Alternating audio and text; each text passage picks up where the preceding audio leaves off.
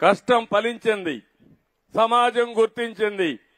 మామూలుగా కాదు, 440 నుంచి 50 కోట్ల రూపాయలు, అంటే 450 కోట్ల రూపాయలు సీఎం రిలీఫ్ డబ్బులు వచ్చాయంటే నా జీవితంలో ఎప్పుడు నేను చూడలా. చాలా మంది ముందుకు వచ్చారు, ఒకే మాట చెప్పారు, ఇప్పుడు కూడా మేము ఇవ్వకపోతే, ఇప్పుడు కూడా మేము మీనమేషాలు లెక్కేస్తే మేము మనుషులమే కాదు, మానవ జన్మే కాదు, నాకు కూడా బాధ్యత ఉందని వచ్చారు. అది బ్రహ్మాండమైన స్ఫూర్తి, నాకు కూడా ఎక్కడ లేని కిక్ అని చెప్పి కూడా నేను మీకు తెలియజేస్తున్నా.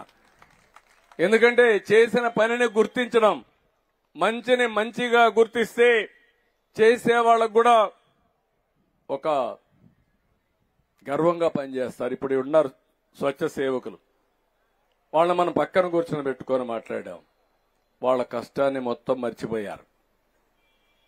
ఏమి ఇస్తున్నాం? మనం ఇచ్చేది వాళ్ళకి గౌరవాన్ని ఇవ్వాలి. మన ఆరోగ్యాన్ని కాపాడే స్వచ్ఛ సేవకులకు గౌరవిస్తే అదే వాళ్ళు కోరుకునేది. మనం వాళ్ళని వీళ్ళేంటి అనే లెక్కలేనితనం ఉంటే అది మంచి పద్ధతి కాదని కూడా మరొక్కసారి మీకు తెలియజేస్తున్నా.